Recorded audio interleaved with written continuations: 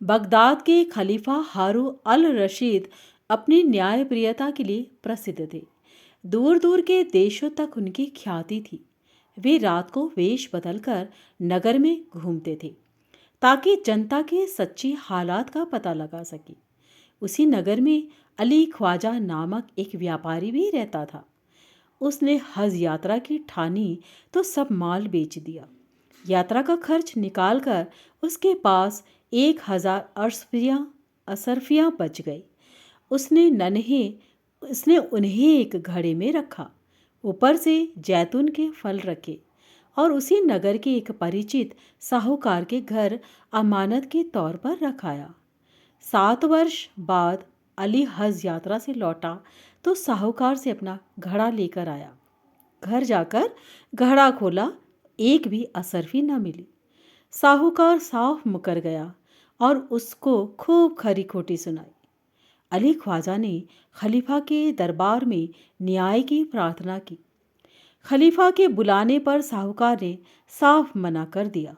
कई दिन बीत गए, मामला न सुलझा। सारे बगदाद में यह चर्चा का विषय जो बन गया। एक दिन खलीफा वेश बदलकर रात में घूम रहे थे तो कुछ बालक इसी मुकदमे का नाटक कर रहे थे। एक खलीफा बना था, एक अली तथा एक साहूकार। बालक खलीफा के आदेश से जैतून का व्यापारी बुलाया गया तो एक अन्य बालक हाजिर हुआ। जैतून के व्यापारी से पूछा गया कि घड़े में जैतून कितने पुराने हैं।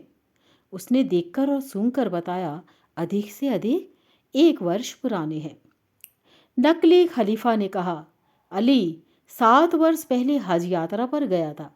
इसका अर्थ है। साहूकार ने असरफियाँ निकालकर ताजे जैतून भर दिए। यह सुनकर खलीफा हारू अल रशीद की आंखें खुल गई।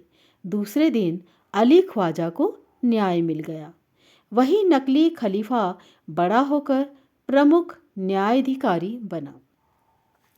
तो दोस्तों, ऐसी कई घटनाएं हमारे भारत की हुई हैं जिसमें कई ऐसी हम लोगों को शिक्षा प्राप्त हुई है कि जहाँ सच्चाई होती है, जीत उसी की होती है। सच्चाई की जीत हमेशा ही हुई है दोस्तों, और होती रहेगी। न्याय हमेशा सच्चाई को मिलता है, चाहे उसमें देर हो जाए, पर वो कहते हैं ना, देर सवेरे ही सही, न्याय तो मिलता ज़रूर है। वो कहते हैं ना, ईश्वर के दरबार में जो है सत्य हमेशा ही कबूला जाता है। कभी ना कभी सच्चाई को जीत हासिल होती है, इसलिए हमेशा सत्य बने रहें।